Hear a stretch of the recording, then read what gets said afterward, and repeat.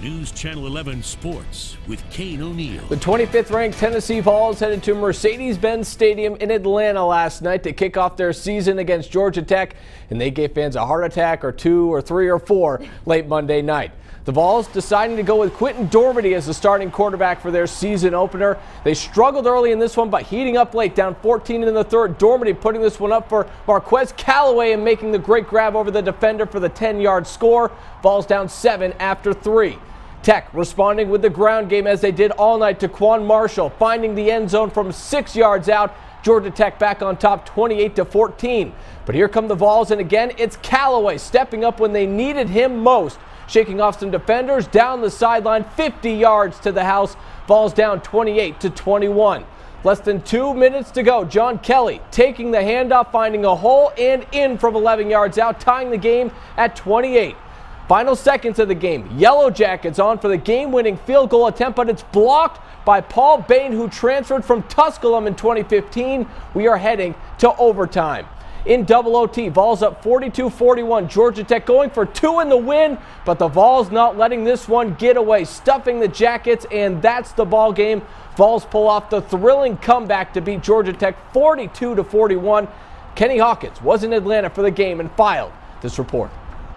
Thanks a lot, Kane. If this was a heavyweight fight, Tennessee took body shot after body shot before delivering a knockout in overtime to stop Georgia Tech's upset bid. Just really proud of our players, and we spoke about all week long about a will to win.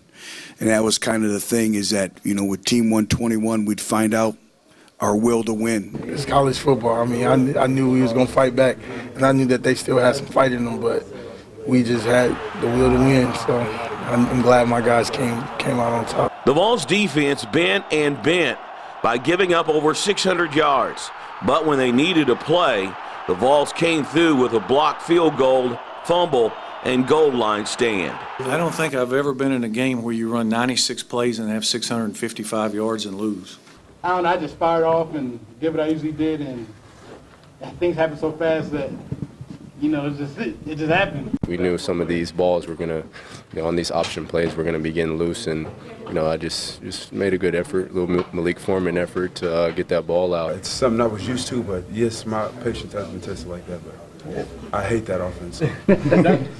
Head coach Butch Jones had said before the season that both quarterbacks would play, but when they fell behind by 14, he stayed with the proven arm of Quentin Dormady. Our blood pressure never went up. It was just, you know, staying calm. We knew we were going to get our shots. We just needed to start executing. Things looked bleak for the Vols at halftime when they lost their best playmaker, Juwan Jennings, to an injured wrist.